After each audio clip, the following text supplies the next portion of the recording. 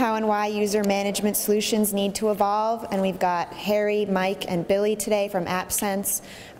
If you can give me your blue evaluations at the end of the session. If you didn't get one, come to me at the back at the end. Again, the more you hand in, the better chance you have to win the Apple TV at the end of the day. And if you can just silence your cell phones, we'll get started. Thanks.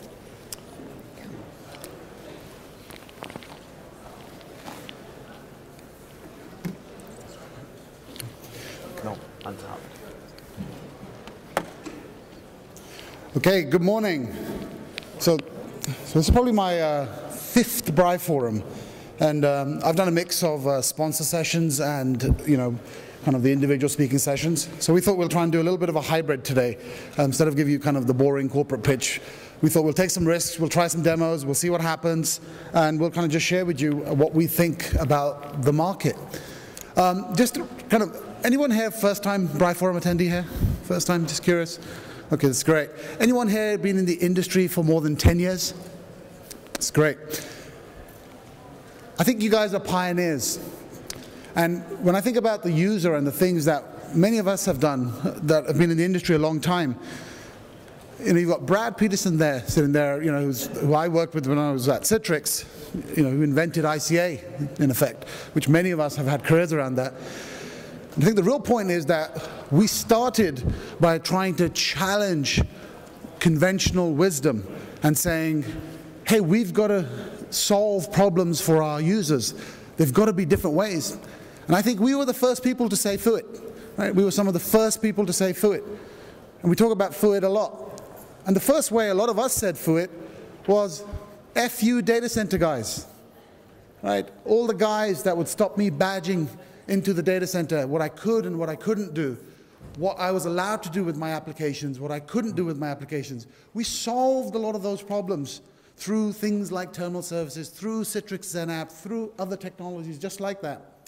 And really, it's kind of been, pioneers, right? We have represented the users. And I read Brian's book, The VDI Delusion, on the flight over here. And one of the things I actually disagreed with in there was this section in there. And it talks about, hey, you guys are all failing at POCs because you're taking a server mentality. And you desktop guys are really not that famous, and you're all trying to become server guys because you kind of get paid more. Bullshit, right, when I read that. Right? That's absolutely not what I want to do. And I get the sentiment. He's right in what he's saying. But my point is, we've always been about building solutions for the users. Right? It doesn't have to be that we end up with a career in a back room. Right? It can't be about that. And really, when I think about it, what have we done? We've always been about improving the IT world through the end user. And ultimately, net, forget about, any vendor. Lots of our jobs, especially, I've worked, I was at Citrix before, I was at Goldman Sachs before that, and many other customers. And we've just had to figure out how to deliver apps and data to users. And that's what we've been about. And we've tried to do that in many, many different ways. The reality is there are many, many, many different ways, right? From terminal services to published desktops, seamless apps, stream, provision, new delivery methods, whether they're from us or whether they're from somebody else. But there's more and more and more stuff. And you've got to get it there. And if you know much about AppSense, people always ask me, well, what does AppSense do really? It's quite simple. We do a couple of things. We've helped with making performance better. That's where we started. We just make stuff run better. We helped you protect things about who can run what, define rules, and how. That's been very, very important in your environments.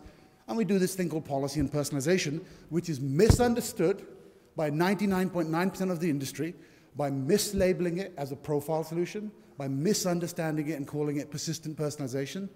It's a lot more sophisticated than that. It's about consistent and contextual end-user experience. And it just solves problems like quicker login times. So that's all great, right? So whether you may or may not know AppSense, I'm not here to pitch you and kind of sell you about what AppSense does, but the point I really want to make is that, look, you guys are pioneers. There's lots of different delivery methods. They're going to increase. We help with a bunch of stuff, right? You've got to help, we can help you figure out whether that fits you or not. And ultimately, you've got to get to the users. And as you think forward, it only gets more complex. There's going to be more devices. There's going to be more platforms, more apps, and more data. And what is that ultimately going to result to? An increasing tension between user and IT.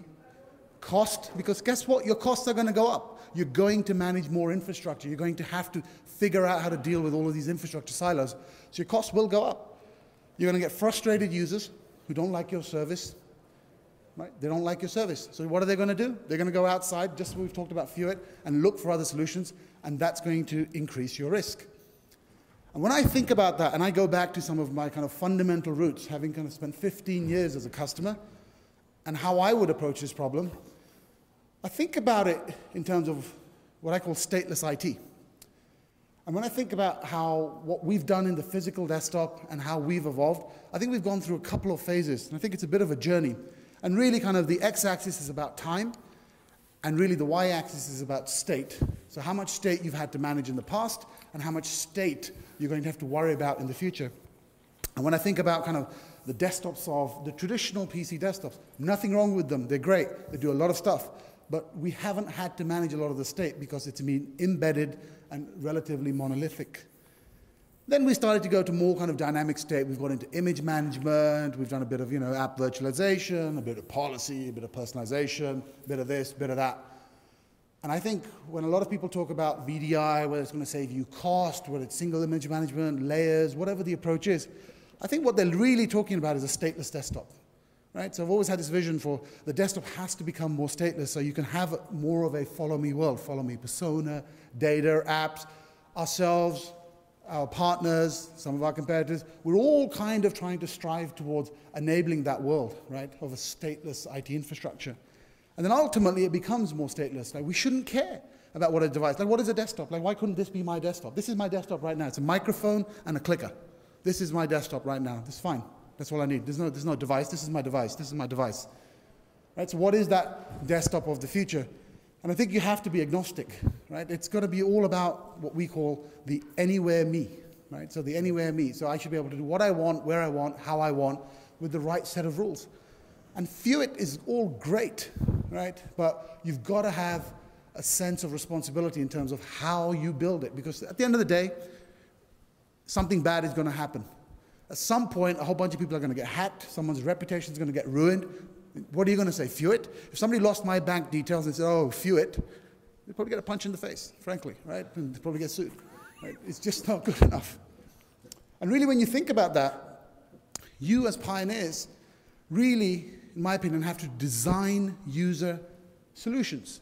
You've designed them in the past with what you do with login scripts, group policy, how you manage that environment, how you're going to deliver terminal services, Zen app, View, whatever the technology is, right? All of these technologies, what you've got to do, you've got to be focused on designing end user solutions. You have to take an end user point of view, otherwise you will design the wrong experience. And having been a customer, been on the vendor side for a couple of years now, no matter how many times I say it, right, it's really frustrating to read blogs and people continually saying, oh, my POC's stuck, or we designed it wrong. And so I asked my team, let's come up with a way to describe people who, no matter how much we tell them, they go back to the old ways. We call them ask-holes, I said. Right? An ask-hole is somebody who you tell them, here's how you do it. You just got to go left. What do? They go right. Right? Ask-hole. What do we should do, ask-holes? We should shoot them.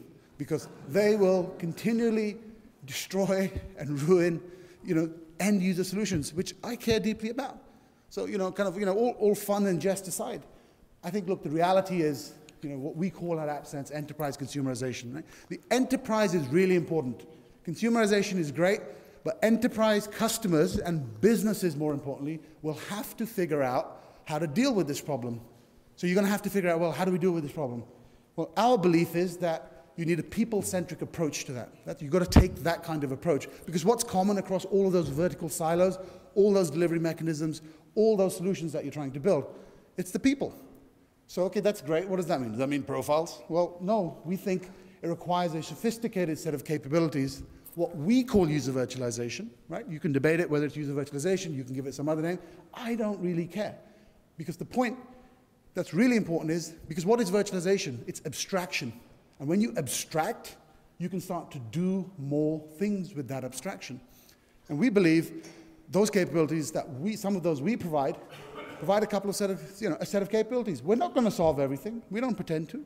Right? We're going to partner with VMware, we're going to partner with Citrix, we're going to partner with Microsoft, because ultimately we're trying to enable user solutions across all of these delivery stacks. So we want to do things like consistent experience all across devices, reduce your complexity, right? You've got all this stuff to do, right? If you can centrally manage it, does it become simpler, right? We believe so, in a very granular, enterprise-friendly way. We've got to leverage what you have. Right? We're not going to come in and say, rip out everything, rip out your physical desktops. No, no, no, keep them.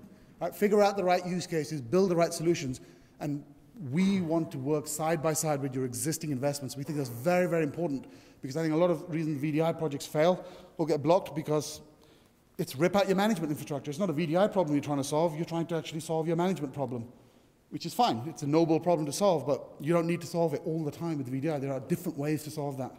And then security and transparency into the environment. And when you kind of look at that, what we typically find is it's a journey that people take.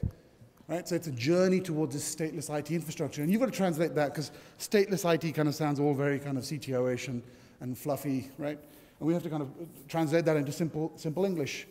And typically what we find is that a lot of customers start with simple issue resolutions, right? So it could be a profile, it could be, whatever, right? And then they move on to kind of infrastructure optimization projects, and et cetera, right? So you can see on the slide. And the point is, if you don't have a sophisticated set of capabilities that can enable you, then you end up being stuck, on the left side, and you can never move. And also, if you then try and bolt on other capabilities as you go along, and you don't think about it holistically, then you can never really grow, and it just becomes a bigger mess. And it's always fair to say that, hey, I don't need to start at the far right corner. Some people do, and that's great. We love those customers. But some people, they just need to start with a project, something that's good enough. And ultimately, what it's about, in our view, is that we're trying to do, we recognize clearly that we're trying to enable a world where people can choose how they want to work, because we believe choice in how you want to work is going to be really, really important in the enterprise, done the right way, thinking about consumerization and being sensible and pragmatic about it. For us as a vendor, that's a really, really exciting challenge. And when I think about that, and I sit with kind of in the CTO office, and I sit with the product managers and the development teams, everybody's like, yeah, but we could do it this way, we could do it that way, we could do it this way. And Brian brought up a great example in his keynote yesterday, which was, what do people think the iPhone was going to look like? Right? Everybody imagined it in a context of the old. And one of my favorite quotes is, success is a lousy teacher. It makes you think you know what you're doing. Does anybody know who this quote is from? It's Bill Gates.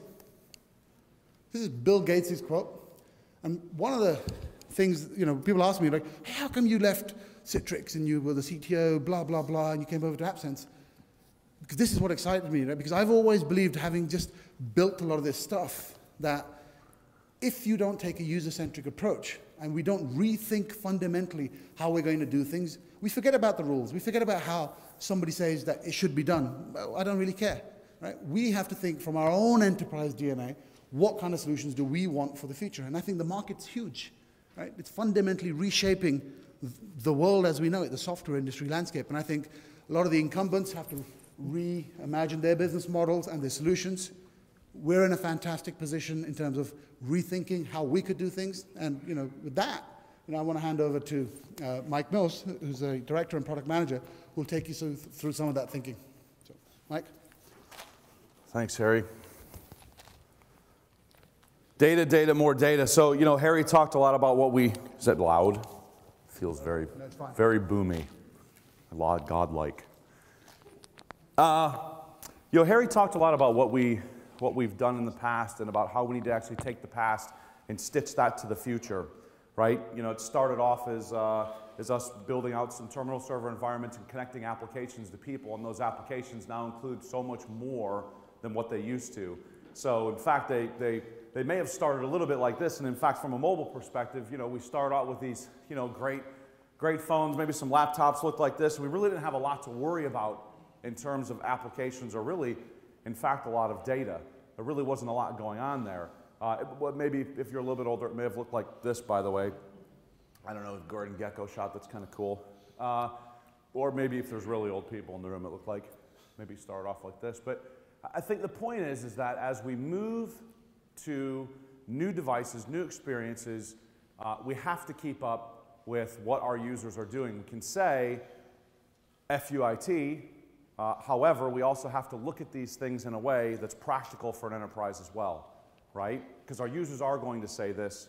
Now we actually need to do something about it. So as it relates to data, it's also important because there's a giant trend that I think that we all know, but some interesting statistics is, you know, and this may be a little bit of some old data, but 55 million iPads sold in 2010, 106 million tablets sold in 2012. The problem is only growing as it relates to your applications, as it relates to data. And this also means that there'll be incredible amounts of pressure from your users to continue to support new ways and new things, if you didn't already start feeling that. Some other statistics. There will be more connected devices than humans at the end of this year. That's crazy. That's just when you really think about the sheer size of that. That's ginormous. The global traffic's growing. Last year's mobile traffic was 8 times the size. I mean, all of these things that you just see continuing to push us in that direction. So one of the things specifically around data is you just said, well, with all of these cool new devices and all these cool new connections, I actually need to access the things that are important to me in a way that I can do easily. So this is where the whole FUIT thing comes into place. They said, well, what do I need? Well, I've got these users, I don't want to connect to my data, I've got all these devices, and they're jumping over this chasm of IT today, the controls, the roadblocks, the VPNs, and if you look at the way that actually enterprise does some of these things, it's like, well, we give them VPNs, and well, that's great. I mean, we all love VPNs as users. In fact, usually as IT folks, we bypass those first thing, right?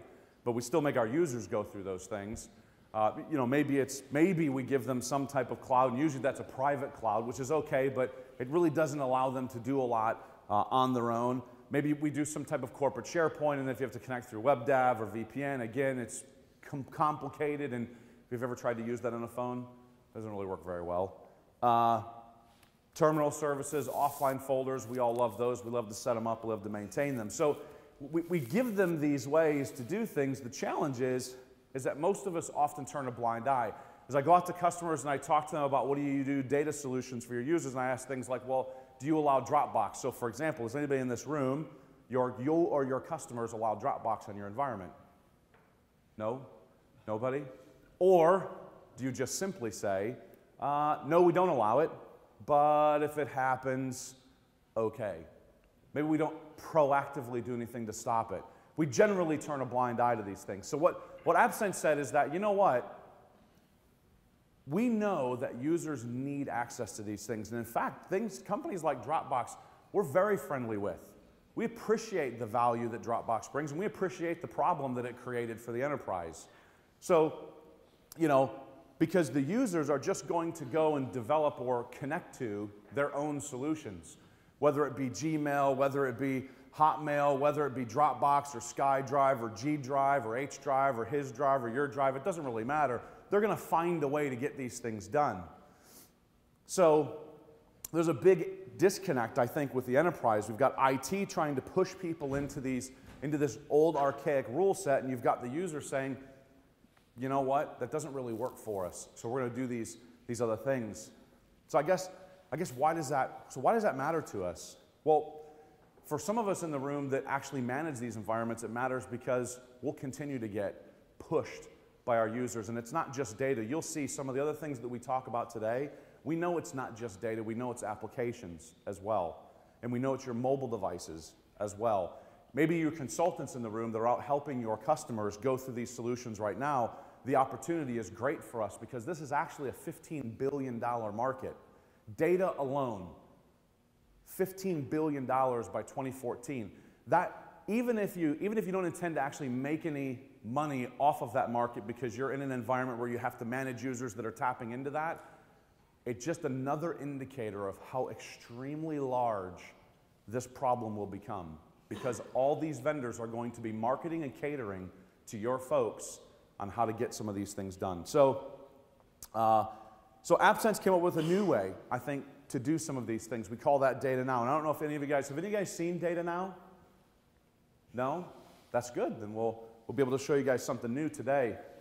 So Data Now builds on the stuff that Harry was talking about. AppSense has never been just about profiles or policy or or a bunch of bits of data. It's actually all about the value that you can bring to a user. We call it user virtualization. And data is simply just a piece of that. It's about abstracting that data from the user, delivering that in a single pane of glass way, no matter where they're at.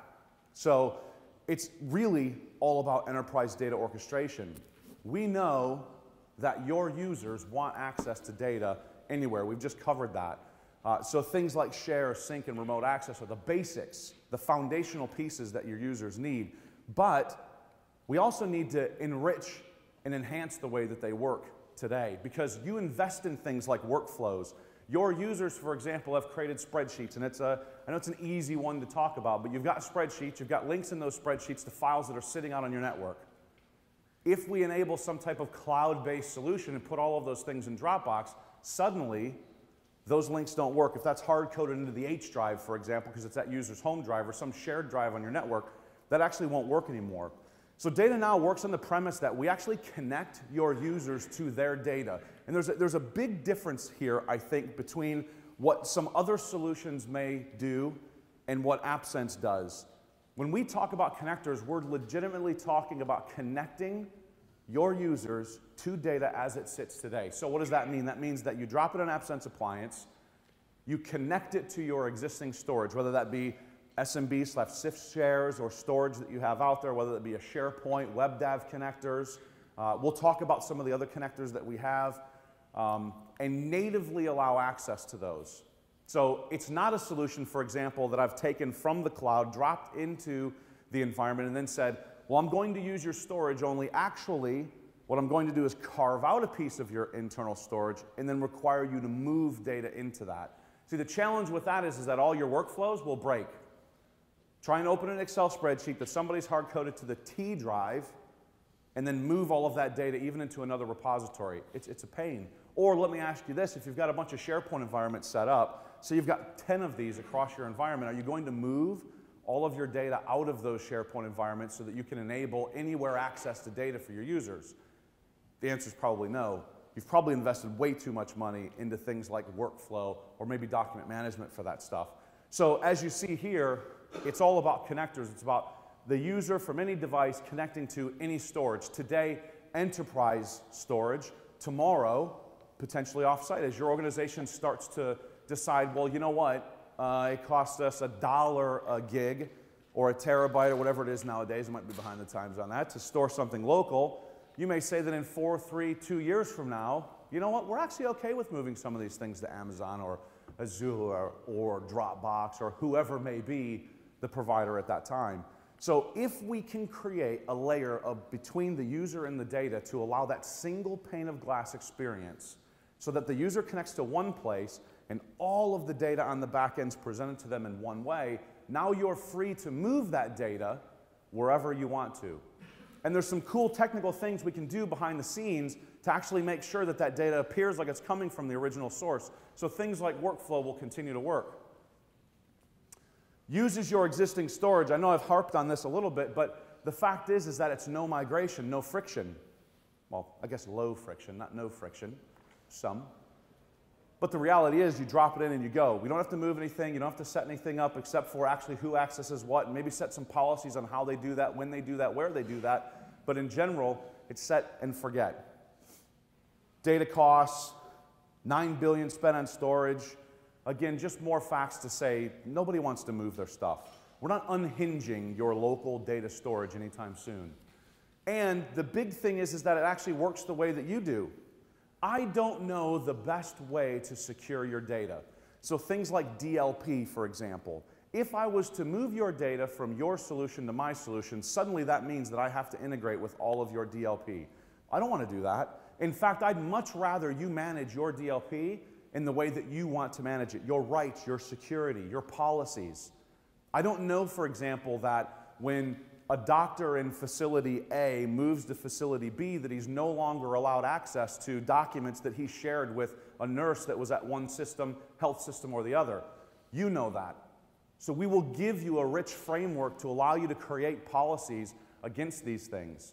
The same way, maybe if you're familiar with AppSense in the past, you've seen that we can provide that neat, rich, contextual control about where, when, how a a user is able to do something, in this case, what they can do with their data. Some other things to consider as well, moving data around, is all of your security compliances, whatever industry you may happen to be in. So I guess in summary, really, it's about the follow me access, consistent follow me access, cross-platform support. It's about complying with what you have today. In general, it's about enforcing the controls that you want to enforce while giving the user the ability to have the freedom to do the things that they're used to. We want to give them those anywhere access, synchronization type capabilities, but yet put that under a layer of control that you're comfortable with for your organization. So let's actually look at this.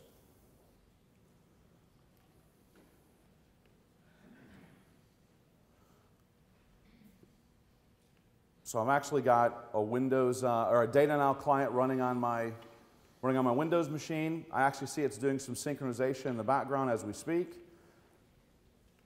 Some photos. If I drop some folders in here or create some applications, or sorry, create some folders or drop some data in here, what you'll see is you'll actually see that data move over to my Windows machine. But because that's actually, or sorry, my Mac, but because that's working, let me just open this up.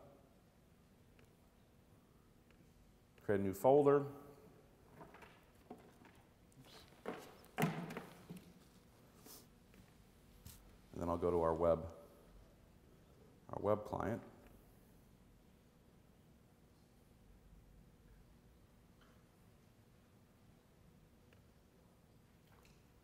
We'll give that a chance to sync. And you'll see that actually this will update. Now, from a visual perspective, I guess what I'm showing you is that one thing, or a couple things. One, we've got native clients for web, for Mac, for Windows, for the iPhone, for Android. But the other piece I'm showing you here is this is actually connecting to a server that's actually sitting in our UK office today. So it's connecting to a home drive that I have there that I would typically log into when I connect to, say, something like terminal services. So I see that in the spirit of live demos, it's working very well for me. We'll give this one more shot.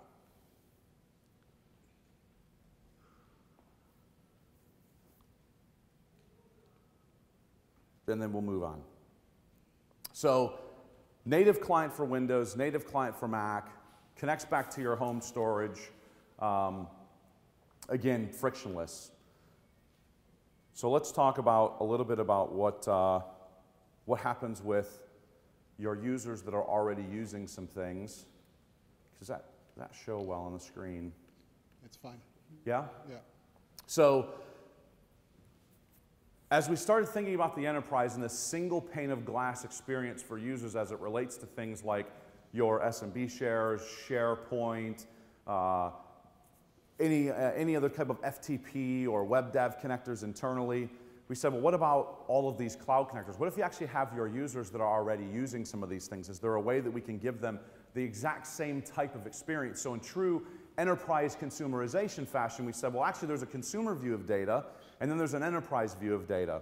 So we actually have a project that we call Project Astro that you're seeing right now, and essentially what this will allow me to do is this will allow me to create and connect to a number of different public storage vendors. So I can actually create a connection to things like Dropbox, Box, ShareFile, an FTP site, WebDAV, whatever that may be, and then provide that single pane of glass experience. Now I can see these via almost like an RSS feed for your data across all of those connectors. So kind of a cool way to do things. I'm also able to copy things in and out. So if I've got something on SkyDrive, for example, that I want to copy or paste. Apparently I don't have anything in my music on SkyDrive. Maybe if I have a document on my SkyDrive, which I don't, we won't talk about SkyDrive. Well, who uses SkyDrive anyways? I mean, let's be honest. So maybe I've got something for Walmart. Anybody from Walmart in the room? No, that's good. And I want to, of course I'm not going to be able to do this on here. There we go. So I can download that, set a favorite, lock that, move that, copy it, encrypt it. Generally speaking, I can move that data to any of these other connectors that I like. And I can also connect back to my corporate Data Now service. So that same service that we looked at before, I'm now able to connect to via my Astro connector. So you see all of those same things in here, all the same folders. Does that make sense? Yeah. Good. So the other side of this is also our mobile side. So we know that data is one piece, and actually mobile is another. So actually Harry's going to come up and talk about the mobile piece. Yeah. 2 over. Okay, so thank you, Mike. So we had a bit of a scare this morning. The development team rebuilt the Data Now system, so that was like a rush round, so that's probably why that sync failed, but hey, such is life. So mobile, so I'll get cracking with this in the interest of time. Right, so BYOD, right, number one on CIO's budgets. We hear about it all the time, you know, multiple platforms, lots of apps, and you've got to secure it somehow, or at least be compliant. It's good enough. A lot of the options that are out there are almost trying to kind of smash a square peg into a round hole, right? They're first generation solutions before lots of apps came about, and really trying to address kind of, you know, a market that was just exploding all around them in terms of devices. And really, you know, quote from Gartner, that no single vendor offers a comprehensive product. And really the key, you know, insight from them was that app level management is key. Now, data level management is also key as well. But today we're going to talk a little bit about both, right? So about apps and data. We talked a little bit about data, and now we're moving on to the app part. And really when you kind of look at some of the traditional solutions in this market, people like MobileIron, people like ZenPrize, they've grown up in the MDM space, right? So, you know, they're architected around expense and inventory management systems, and they have, you know, some level of control. And then people have gone to more proprietary app types solutions like Good and Enterprise, which requires heavy modification of the application itself, which limits it to the number of applications that you can consume. So we looked at this space for a while. I looked at it personally, you know, for 2 years, so probably know every single vendor in this space. And we ended up acquiring a company called WrapSphere. And we chose WrapSphere primarily because, you know, they were really, really focused on kind of the enterprise app market, things like self-service, and they were really, really focused on really strong BYOD control, right? So we're an enterprise company, like I said, that's what we're going to solve for. And we wanted fine-grained controls, so you can really, really put a lot of detail in there. And we didn't want to customize applications because we saw, you know, I personally worked with Good a while back, and it just was just too heavy. We didn't want to put necessarily hypervisors on phones, too heavy, right? We didn't want to necessarily do MDM devices, too heavy. So in a nutshell, you know, WrapSphere, you know, this is a really bad picture of an iPad, but just think of it as a box with a bunch of personal apps, and traditionally all the I/O goes through the mobile OS. So what WrapSphere does, it says you can put a set of what you can consider business applications on that iPad, or, you know, iPhone or Android, and soon Windows. But then you can apply a bunch of controls. So once you're in there, you can look at data, you can look at data policy, you can look at application calls, and you can look at system OS controls. And then you can start to apply categories of policy. This was kind of the secret sauce when I looked at the acquisition and why this was interesting for me. But lots of policy around location, device health, compliance, and individual app auth policy. And really, you know, and really then starting to also then encrypt the data, right? Start to add smart policies around, you know, persistent data. What do you do with in-memory data? How do you wipe that, right? And ultimately to look at kind of inter-data exchange, which I'll show. So rather than talking about it, it's easier to just show you some of this stuff. And I'm going to do my best, and hopefully I'll have some luck. Oops. So Mike, how do you set up this swipe on this thing? To the left. Just look at the bottom and click on it. It'll come up. Let me just bring that up. Chrome. Okay, you're in Chrome. Okay, So what we have here, I'm going to just give you a little walk through the console, very quick tour. So it's the WrapSphere management console, right? So it's connected to Harry's iPad, which is here. So WrapSphere does MDM and mobile application management, right? So I'm going to start just by showing you some of the mobile perspectives, right? So we can certainly look at, users in the system. We can look at apps in the system, what we call the Wraps Marketplace, apps that we've loaded into the system and made available. But here you've got kind of all the traditional MDM things. So you can see Harry's iPad here is connected. You can see we're here in Chicago, right? We're connected. We could send a message. We could lock just the business apps. If I call up and say, guys, my iPad, someone stole it, right? And quickly I can call up, they can just send a lock command. Just the business apps will be locked, not my personal apps.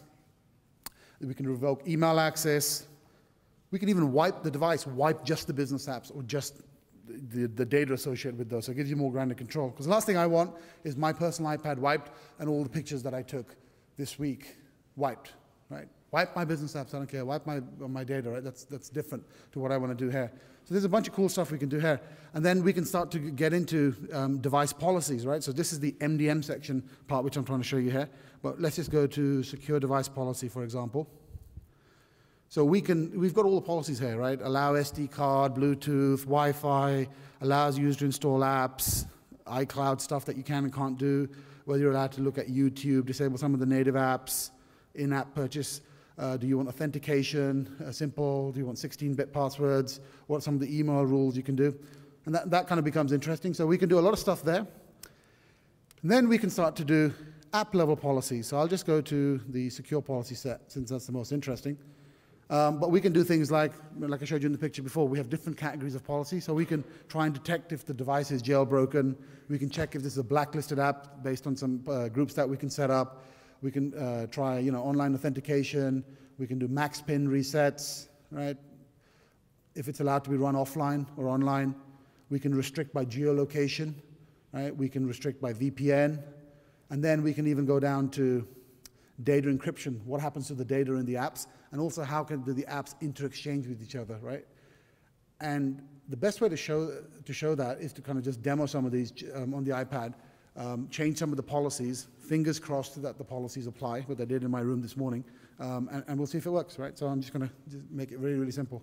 So let me just bring the iPad up. So here's my iPad, just to prove to you, there's all my kids' games here.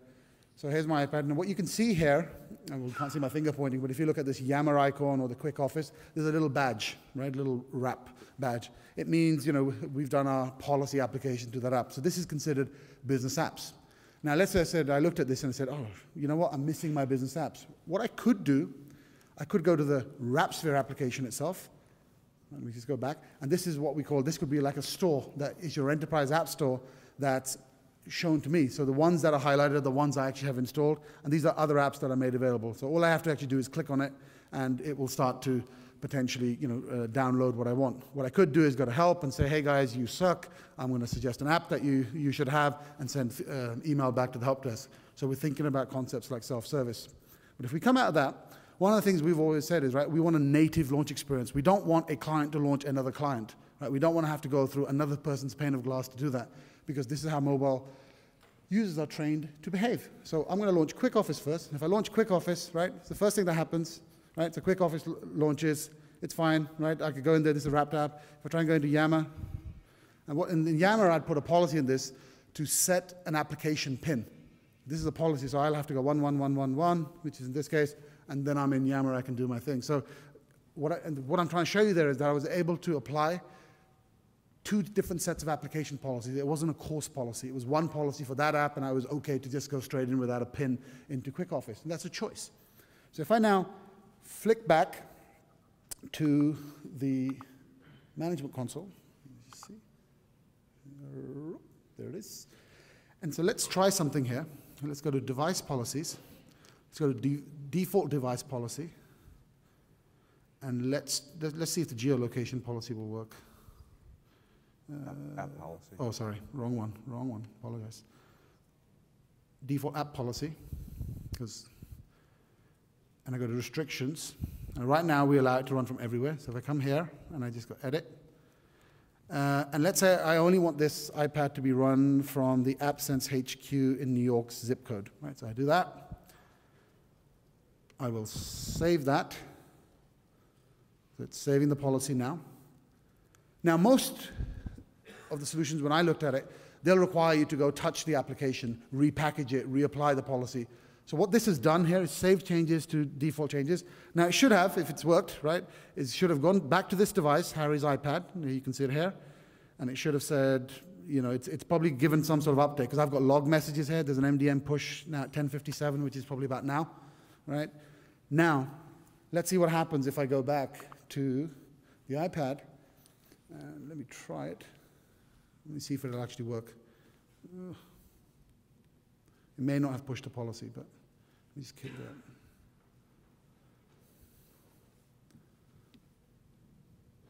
And there you go, right? So what it's going to do now is if I try and go in, because it's applying a more restrictive policy set, and it's just going to kill me, right? Every single time now.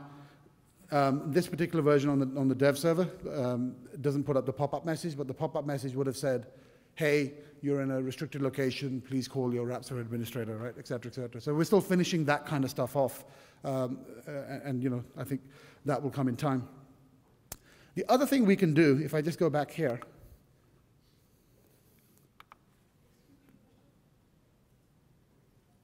Harry, question while you're flipping. Yes, go ahead.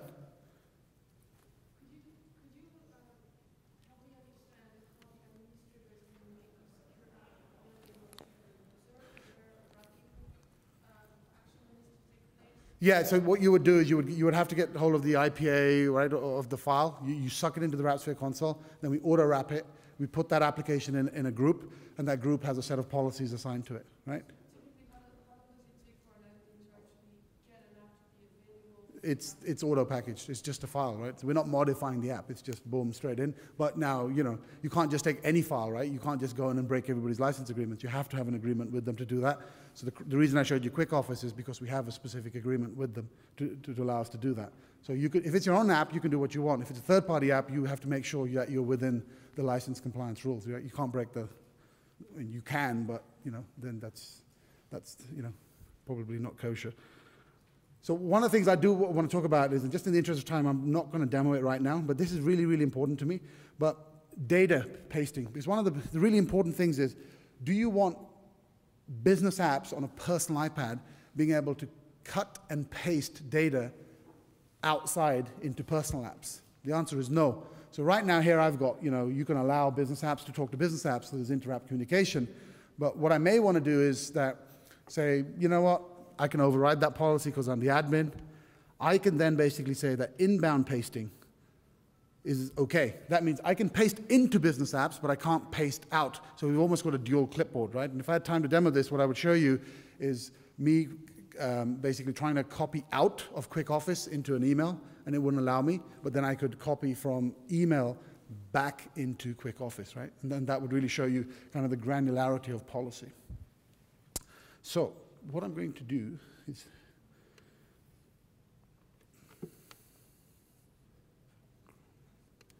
so Billy, do you want to come up and do this next?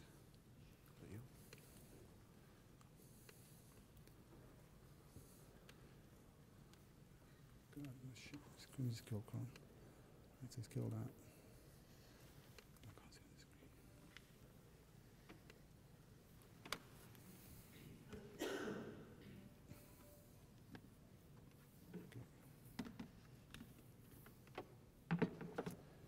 Okay, so is it you next, Billy? Yeah, okay, so I'm going to hand back to Billy to tell you a little bit about what we've been up to with our current products, and we're going to then show you a couple more of the kind of forward-looking demos. So why don't you go? No, that's not released, so, you know, we're still, let me just finish that comment there. So that will, I mean, I can't tell you when we're going to release it, but it's going to be sooner than you think. Obviously, we've got to get it through QA, we've got to rebrand it, it won't be called WrapSphere when we launch it, so there's all that stuff, right? So we've got to get it to a certain QA bar before we release it, but it's a real running product, right? So, do you guys have a roadmap or anything? Because I mean, I'm seeing Strat apps, you know, everything I see from you, yeah. It's really difficult to tell what's actually available and what's beta. Yeah, sure. So what we're showing you primarily today is stuff that's coming up very shortly, right? All futures, all the AppSense, AM, PM, right? All that stuff. I can take you offline and show you a roadmap on that. But here we wanted to kind of show you what our vision was for the future here. Right? So, next. All right, sorry, back to Mike or Billy, one of you guys. We've got so many machines up here at this point. You guys hear me? Hello? Hello, hello, hello. There we go. So good question. So what have we been up to on our enterprise products? How many of you guys are AppSense customers? Everyone just raise your hand just to make me feel good. So, okay. So just a quick recap of what we've actually been up to. So simplification is one of our themes. And product management, oftentimes it's, I suppose people think that we go off into the nethers and just cook up new things for our software that nobody actually wants. And in our case, we actually look against a set of themes. So one of the themes that we actually look at is simplification. And when we say simplification, we're not necessarily saying simplify our product. We're actually saying, how do we look at the challenge that we're trying to solve or the problem that we're trying to solve, and how do we simplify that? So maybe that's by adding new features into the product. Maybe that's by just simply changing the way that you work with something. So in the case of enterprise, our enterprise applications today, things like simpler configurations.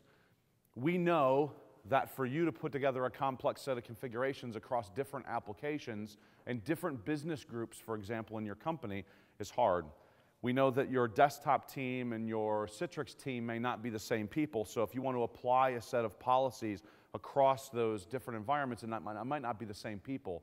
So in the past, we've actually said, well, we have one console, one way to do things. Now what we're going to give you the ability to do is delegate those configurations out to different groups, different people within those groups, so you can start bringing those configurations together in what we call layered configurations.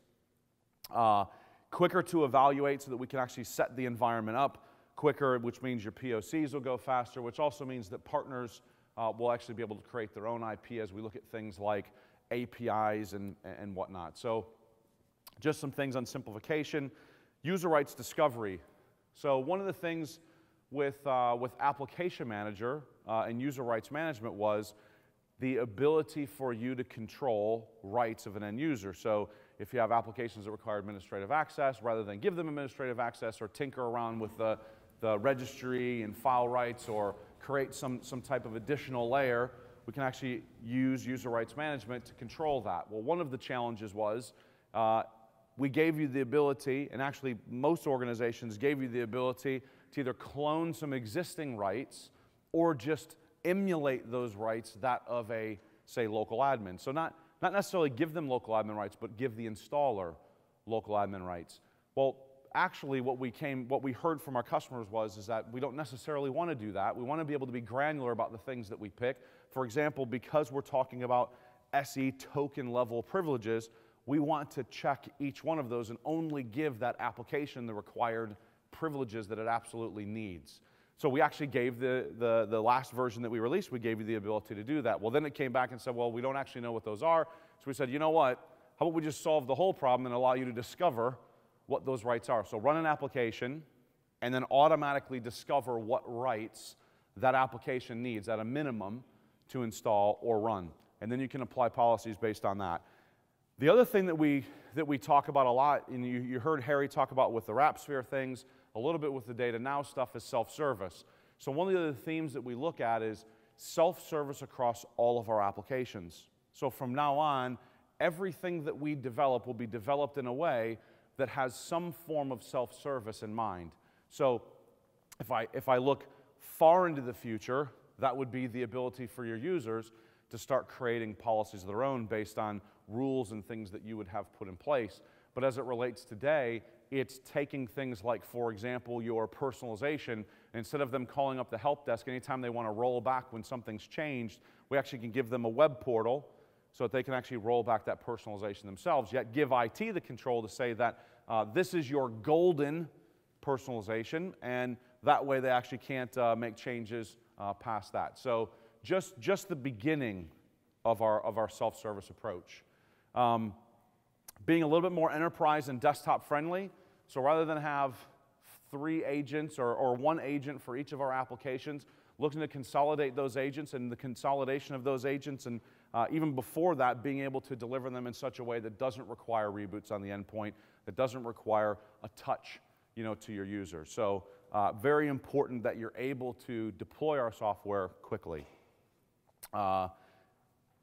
Billy, to talk about Strata Apps. Hello.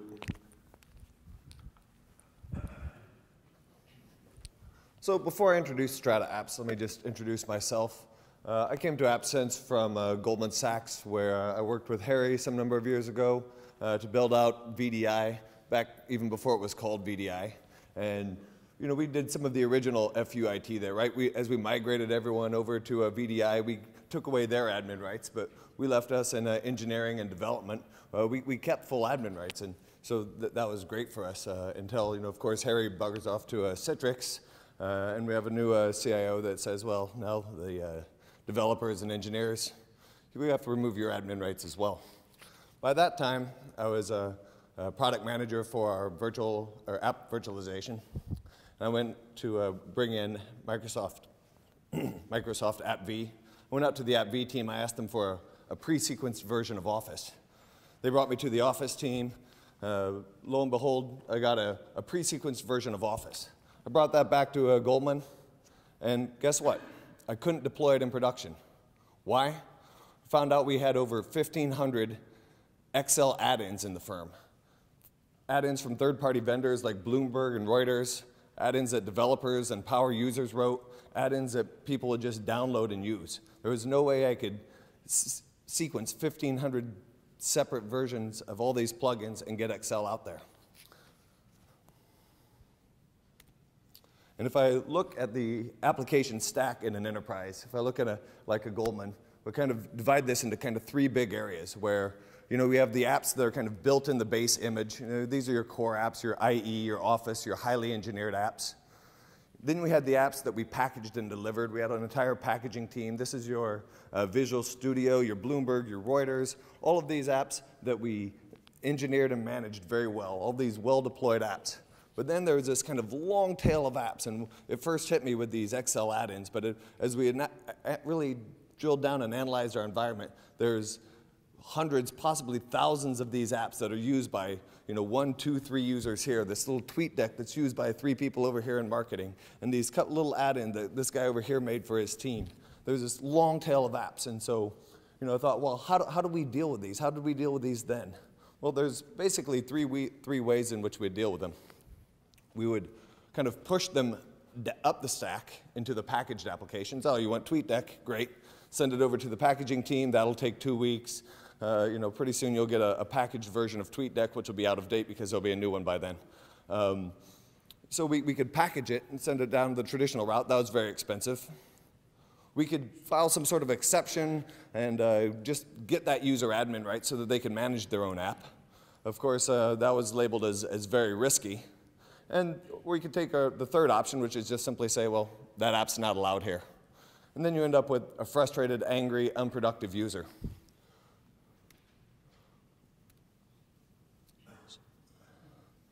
So this is what really got me interested in this kind of user-managed apps. And so now I'm going to do a quick demo here for Strata Apps. You can see I have Strata Apps turned off on this machine. And I'm just going to use an example of a PDF because it's a quick install. But I have my BriForum PDF here. And if I double-click on it,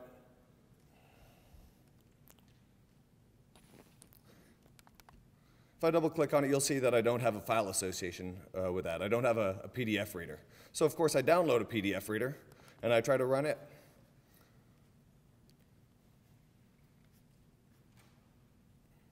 But without admin rights, you'll see it'll pop up. It'll prompt me for a password and it will tell me that, I can't install this app.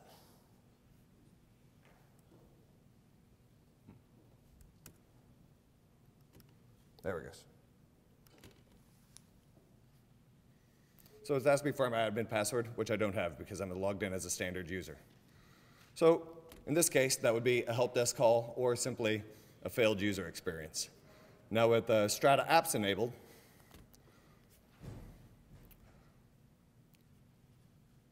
what Strata is going to do, Strata is going to monitor the desktop. It's going to monitor the user. Whenever that user clicks on an MSI or an executable that is an installer. So one of the things it does is it can detect between executables which are native executables like a notepad or an executable that's an installer. It detected that this executable was an installer, and you can see it's the exact same workflow as that user would normally experience. The only difference being all of the wizards, all of the checkboxes, everything are exactly the same. The only difference being, you'll see it puts this little green box around that window, letting the user know that that app is being captured by Strata Apps. You can also see I have my program files open here, and what Strata Apps is doing as it captures this install,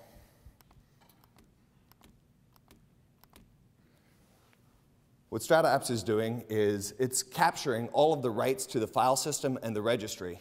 And so you can see, you'll see that Foxit will appear here. So it captures all the rights to the file system and the registry, and it redirects those into a sandbox portion of the hard drive. So what that means is, you'll see I have Foxit now. Here are my program files. You'll see I have the BriForum, the file type association is now registered with the PDF. When I open that app, the workflow is normal. I double click on the PDF. The app opens, and it has this same green box around it. That's configurable. You can remove that or change the color. But that box opens up around it to let you know that that's a Strata app. You can see I have my desktop icons have appeared for Foxit. The start menu, everything is exactly there how you'd expect that app to be. The only difference being, all of that app has actually been captured in this C Strata Apps directory. So now, what happens if this is a app that messes up the machine? This is an app that user shouldn't have installed. The user can call up and IT can either disable, or that user can simply turn Strata Apps off. And you'll see when you turn Strata Apps off, program files is cleared up, the desktop icons are gone, the file type associations are gone, the start menu is clear. Because of the virtualization engine, those files and registry keys were never actually there. They were always in this C Strata Apps. So just by simply turning Strata Apps off, we've cleaned up that machine. We've reset it back to that pristine image. Now in this case, just to show the next feature, I'm going to delete that data store. So I'm going to have it delete the Foxit reader that I just installed. Previously, before we started, I'd backed that up to a backup directory. And so I'm going to delete this, I'm going to delete my current app data store. So you now see I have a clean, my clean build with no Foxit installed. One of the things that Strata does is it's a install time isolation engine as opposed to a runtime isolation engine. So what this means is, even though it's virtualizing and capturing the install, those apps, because it's not a runtime isolation engine, those apps will layer and run with local apps, and they'll run with virtual apps. So if I had Strata Apps back in my Goldman example with AppV, the users could install, capture, and manage their own plugins with a virtual AppV delivered XL. So what I'm going to do now is I'm going to import a pre-existing data store. And so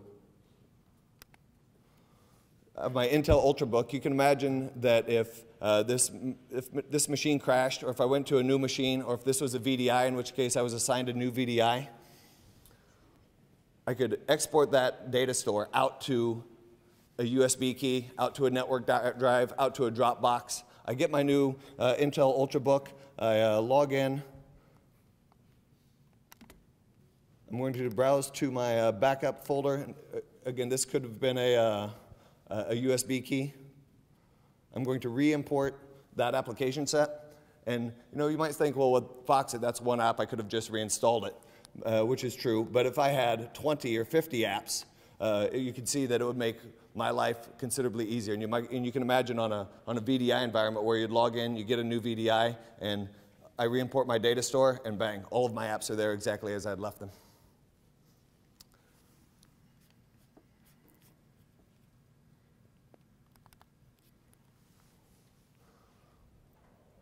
So the next thing I'm going to show is another bit from the AppSense R&D department. So we've talked about some of the things we've been doing with various clients, Apple clients, Mac, Android, iOS, and the work we've been doing there. And you can imagine that what we're doing in the cloud computing. So with Flickit, what we've done is we've built a service that runs on Azure, and we have a client for Windows, Mac, and I'm going to try this with the Wi-Fi gods blessing me here. I'm going to take a picture here of the audience on my camera. Woohoo! And I'm going to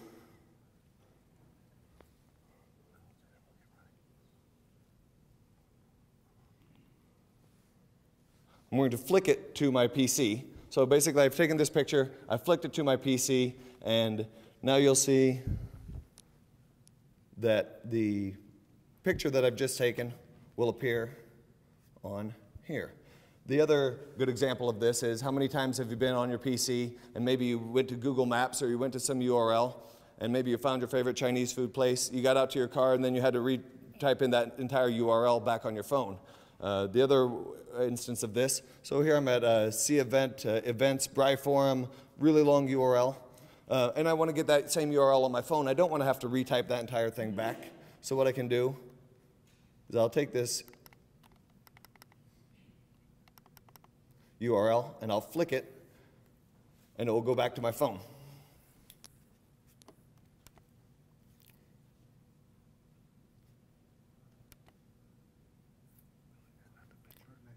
Connection failed. All right, so not getting the wireless connection here, but essentially I can flick text, links, URLs, pictures, small data documents back and forth between devices. So with that, I'm going to hand back to Mills. No, go ahead.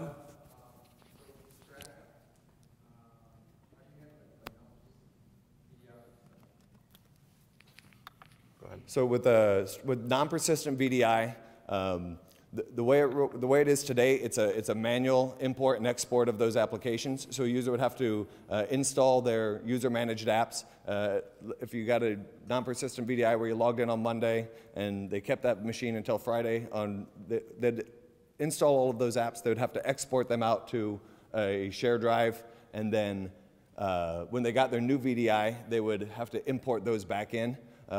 In future versions, we'll have that as more of an automated process, and it will tie into some of our other products like AM and EM, where you can automatically, when you'd log in, you'd have Strata re-import all of your apps. And then it would tie in with, it's going to tie in with our AM products, our app control products. So you can say, well, you can install whatever you want as long as it's on this good vendors list, or as long as it's not on this bad list.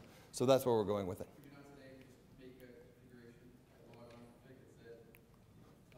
So today what we have is just an API call for that button. So if you wanted to, you could script that. Yeah. Okay. So I know we talked a little bit about, or I asked you guys before who is using AppSense. Let me ask you who's heard of AppSense. Everybody, right? Hopefully after today you have. So I think in the past, as it related to some of our core products, you probably knew us most for what we could do on a Windows device, right? We have a lot of cool things that we could do in Windows, and in the past, we haven't necessarily addressed things like Mac. So what I want to show you today is actually the first part of a project that we call Project Acorn, which is actually an environment manager for the Mac. So I want to show you some kind of cool things that we can do, again, to enable that consistent experience across devices. So now we're talking about as a user goes from a Windows device to now to their Mac. So let's say that they go to this Mac and they want to launch an application. In this case, it's Excel, and we want to create a printer. So you'll notice I have no printers here. When I launch Excel, I'm going to go ahead and I'm going to create that printer. So something very simple, but that could be a business application for you that you want to connect that user to. This could be a I don't know, a physician, for example, that was in one location, moved to another location, so they were connecting via VDI to connect to a healthcare application, and now they switched to their Mac and they want to connect to a different application, but you want to make sure that because they're in the same location, they need to print to a particular printer. So that's one thing. I can show you, and Harry's going to love this because he loves our wallpaper demos. So, Harry, don't fire me after this one. But I can show you something fancy like how on Word I can do some triggers and I can actually change the background, or maybe not, because maybe I didn't do it on Word. I did it on a calculator.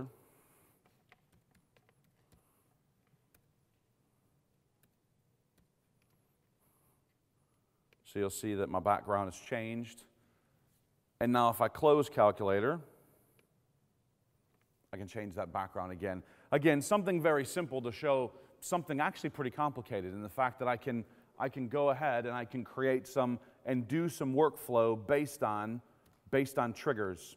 So, for example, if I launch Word, maybe I actually want to create an icon on the desktop.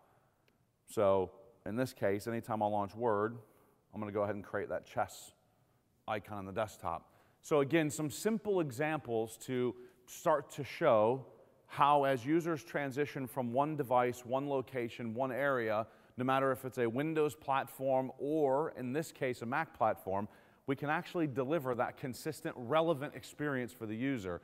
And as it relates to policy, enforce the things that you want to enforce for that user. And so in the future, imagine this could be your data policies, this could be your mobile policies, this could be your application policies. Anything that we can do with AppSense, we're now considering for the Mac as well. So, does it make sense? How many people are using or have Macs running in their environment today?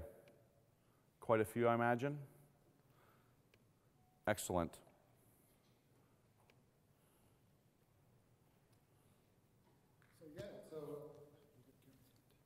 Yep. So that's, so we're showing you, a bunch of new stuff that we've worked on, and some of the stuff that's coming shortly. But we're also investing more forward. So I made an investment in a company called Large. A friend of mine, Kieran, who's the founder of BriForum, that was acquired by Citrix. They're a rich data startup, so I'm not going to talk about what they're doing because that's not my business to do. That's Kieran. But the point is, I think, we believe at AppSense that we have this tremendous opportunity in front of us. So we have to invest. We have to invest, we have to innovate internally. Fully.